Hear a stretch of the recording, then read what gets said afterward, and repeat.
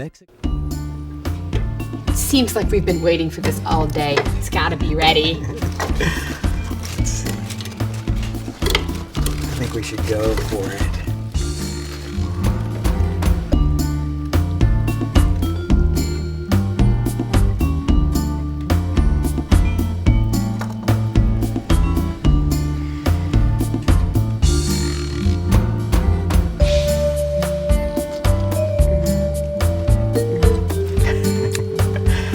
Our slow cooker version of Cochinita pibil, the classic Yucatan style pork, meltingly tender, cooked with achiote wrapped in banana leaves, a few pickled red onions on the top of it.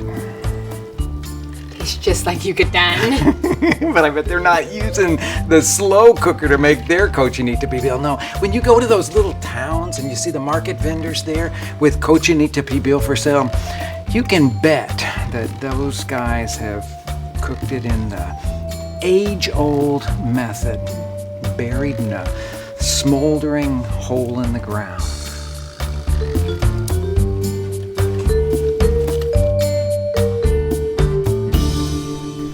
Boy, didn't we time this just right. Yeah, there's nothing like pit-cooked pork at 8 a.m. in the morning.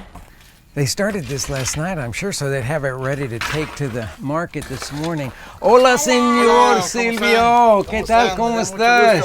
Mucho gusto. This is Silvio Campos, my friend and pit cooking guru. He's got one of the most popular stalls in the market here in Tixkokob. Every day they make a different regional specialty so that they can serve all of the greatest hits of Yucatecan cuisine. On Friday nights, they'll build a huge fire in this pit, put their Cochinita pibil in there, and then tie it all up so that they can unearth it the next morning and sell it on Saturday.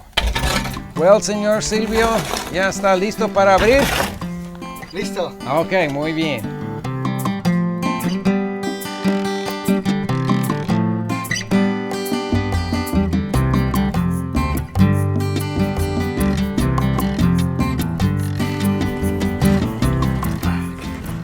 Huele tan sabroso. ¿Cuánto tiempo estuvo enterrado?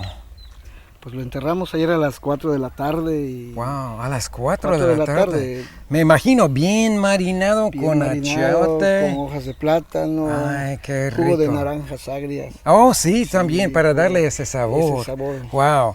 ¿Es posible que podemos agarrar unos tacos de la carne recién sacada? Ay, qué bonito. No, tiene la tripita, ¿verdad? Sí, También. tiene. Wow, y las costillas. Oh, eso se ve muy rico. Está caliente. ¿Está caliente todavía? Wow. Eso va a ser para Lanie. Lanie. Ajá. Una... ¿Quieres unas cebollitas? Sí, por supuesto. Ok, muy bien. Ay, qué bonito. Para usted, señor. Muy bien, muchas gracias.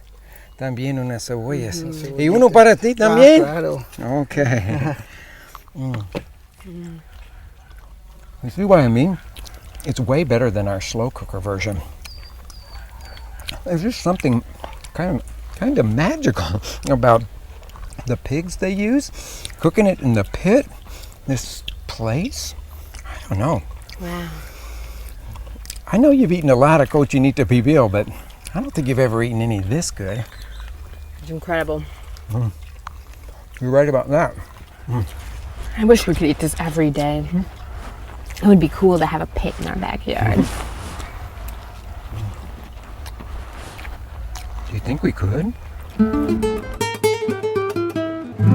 I'm thinking that just right over here would be the perfect spot. Okay.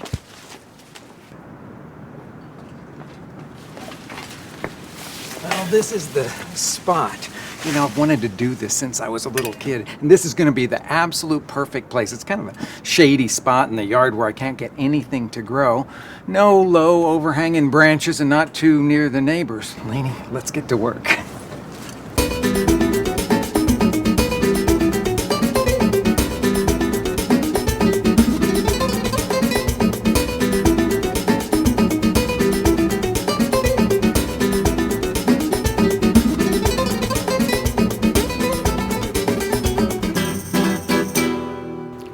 Since this is the ultimate party food, and we're digging a pit in the backyard to make Cochinita pibil, we've invited a whole bunch of friends for a big party tomorrow afternoon.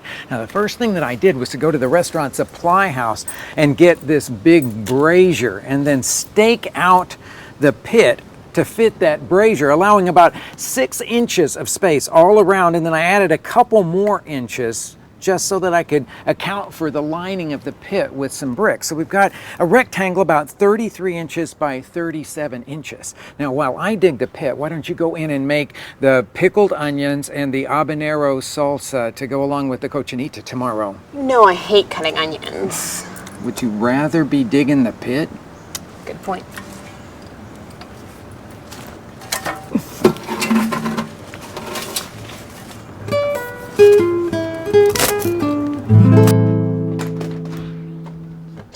Okay, so pickled onions. We saw them everywhere we went in the Yucatan. They're really hard to miss. I mean, they've got that awesome bright pink color. And, well, they give you everything you could want. Tangy, crunchy, and sweet. And they're really good, especially with cochinita. And I really hate cutting onions because my eyes get all watery and everything, so I've come up with a better way. I use a food processor. Now, I know my dad would frown upon it, but, well, what can you do? So I'm going to start by putting the onions into the food processor.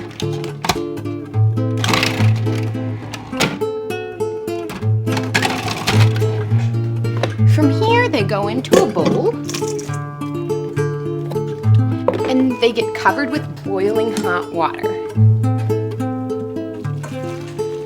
They have to sit like this for a few seconds, and then they go and get the water all strained off.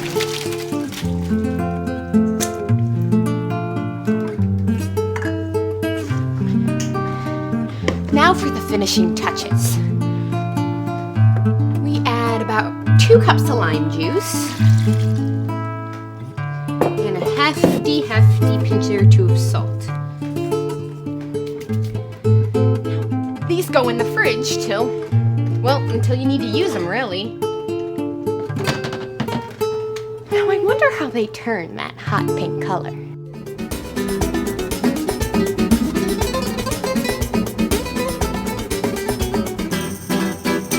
So now that those pickled onions are done, we're gonna do the other Yucatan style thing and do that really hot habanero salsa.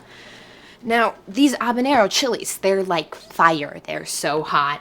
My crazy dad bought all of these, and I can't imagine why he did it. I mean, this could power a whole Panic at the Disco concert. To make the salsa, we roasted some habanero chilies along with 2 cloves of garlic that are still in their skin for 15 minutes, turning them once in a while. Now, we've let them cool down now, so we're gonna take them over to the food processor where we're gonna assemble the salsa. The first step is to peel the garlic out of its skin. You wanna watch because the garlic is really tender on the inside and you really wanna try not to crush it. Now these go into the food processor and we're gonna put in the rest of the chilies.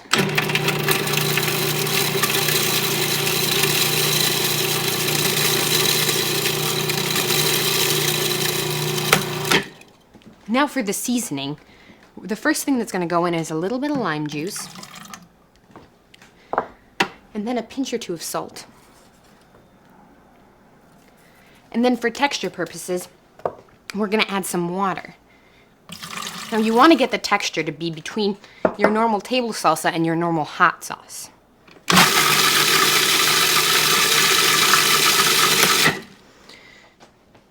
Oh, I don't even have to get very close. I can smell how hot it is from here. Speaking of hot, I think I should go check on my dad.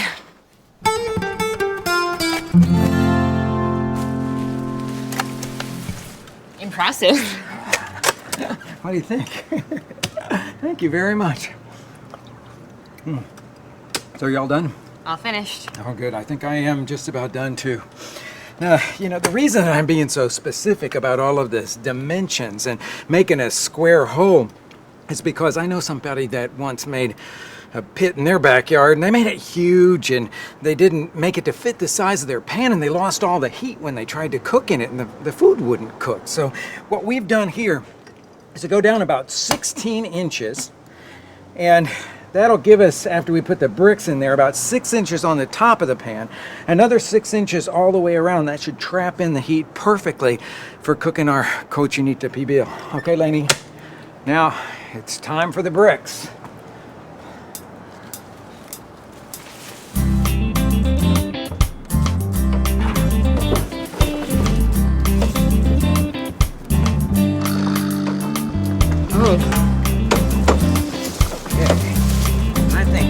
Gonna be the fun part. Start handing me bricks.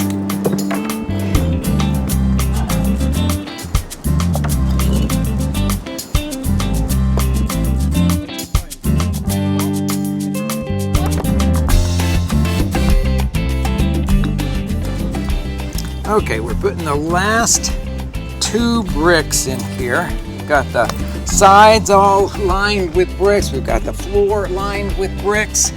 And now we're ready to go on to the next step, which is building the fire. But it's a little bit too early for that. So why don't you meet me back here at 6 o'clock? But we've only got a few minutes. Not 6 p.m. I mean 6 a.m. tomorrow morning.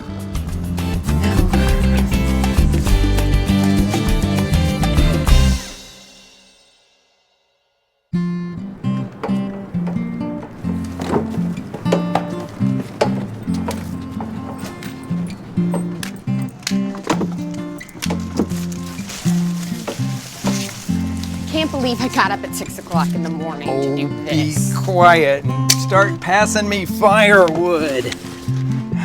Okay, so now we've got wadded up newspapers here, some beautiful dry firewood, and I've also got some fat wood here. You know what this stuff is? It's this special type of kindling that has got a wonderfully resinous material that just catches almost with a match light. So we're going to put some of that in here as well and just distribute it all the way around. Then we'll light that newspaper. The whole thing will start a fire. And over the next several hours now, I'm just going to watch this and keep adding more firewood to it until these bricks are just like glowing red hot. That'll probably take about 3 or 4 hours. Well, I guess I better get out of there now. Well, I'm going back to bed.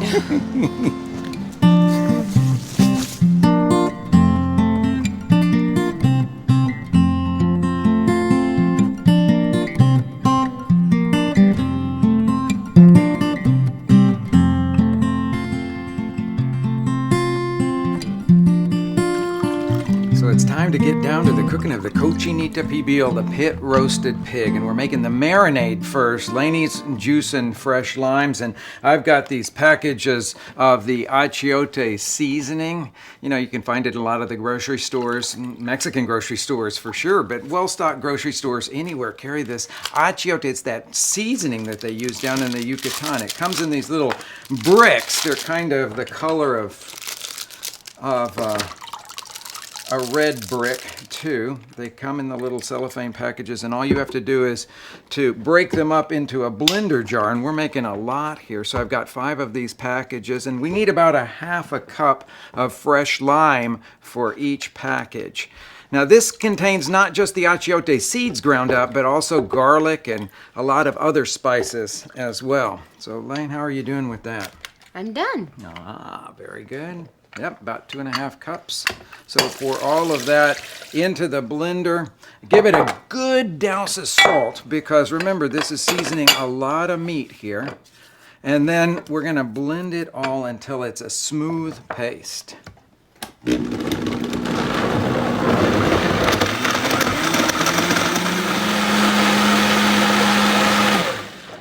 Okay, Lane, I'm going to ask you to pour that over while I spread it all over the pig.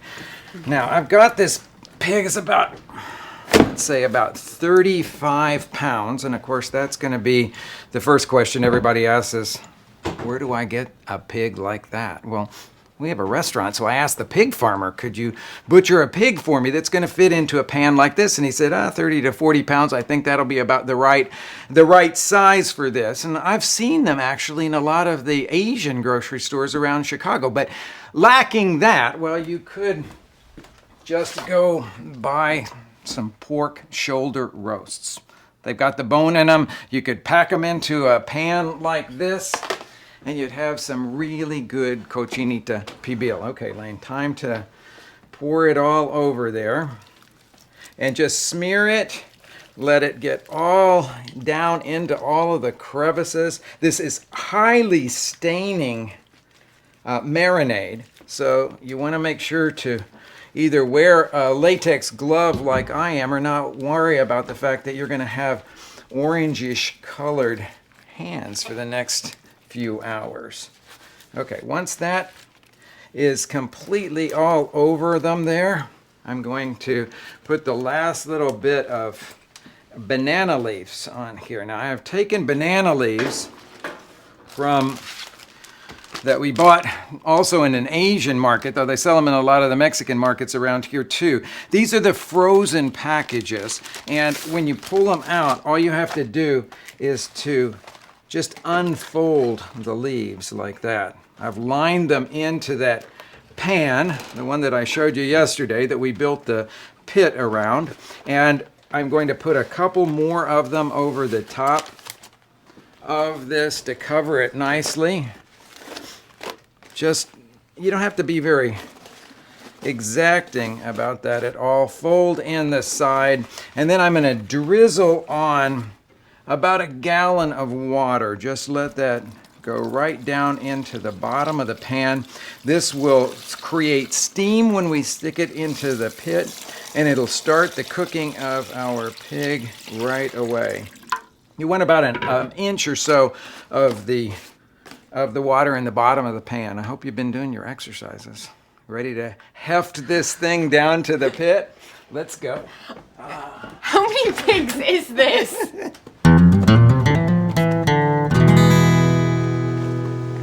Okay, Lanie, just set it right here. Okay. And put on this glove. And then we're going to lower it down. You see how the coals are all, well, it's just embers. There's really no logs left, just some embers. It should be almost out, and the brick lined pit should be really hot. Okay, let's go in. Well, the water just came to an instant boil. You can smell those banana leaves and the fire. This is going to be delicious. Okay, cover it up. Now I've got a very heavy plate, steel plate, and we want to cover it all up. Now you can see that there's some smoke coming out of it. That's because we've got all these holes around here, and it's allowing oxygen to get in and fuel that fire. So Lanie, we got to move all this dirt all over the top of this. So grab your shovel and let's get started. We got to seal this thing up really well to put out all of that live fire.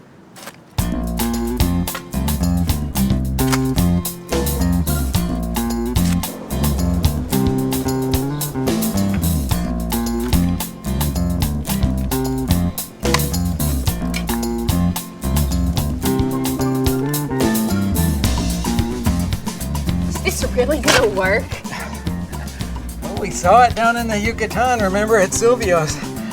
I think it's gonna work. Now, our pig was a lot smaller than Silvio's, of course. I think about 35 pounds is gonna take 4 hours or so, I think. He usually does his 8 hours, maybe 10 or 12 hours if he wants it to be super tender. 4 hours, just about the time I invited people over for. Perfect. Just enough time to get my hair and makeup ready. Kidding. A few more shovels of dirt, please, ma'am. If you insist.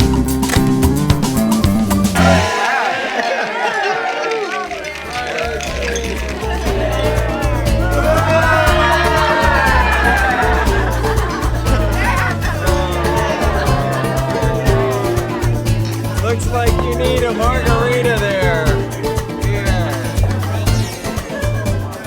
So we got that pig cooking in the pit.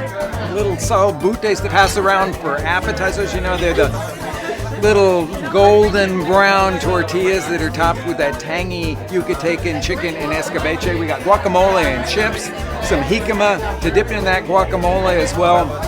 Mexican jarritos, the little soda pops, beer, and of course, we've got margaritas. What's a party without margaritas? We've got it all wrapped up now. How about a margarita for you? All right, there you go. This is our famous summer margarita. I won't tell you what's in it. Wow. You like it? It's really good. You know what it's got in it? It's got cucumber in it, blended in it. So it's lime, orange, tequila, and cucumber. It's really good. I love this stuff. It's very, very good.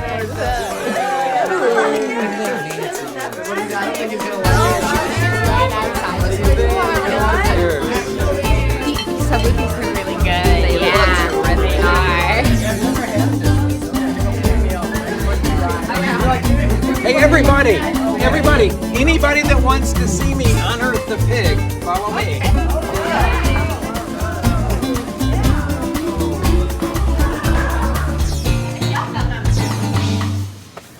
Okay, Lane, we've got to clean this off really well so that none of the dirt falls into the pit when we open it up. How's that look? It's looking good. All right. Okay. 3, 2, 1.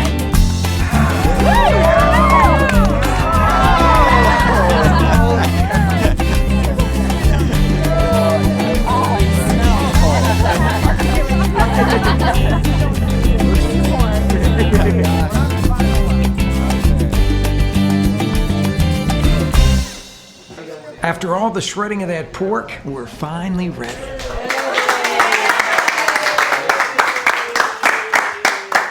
Okay.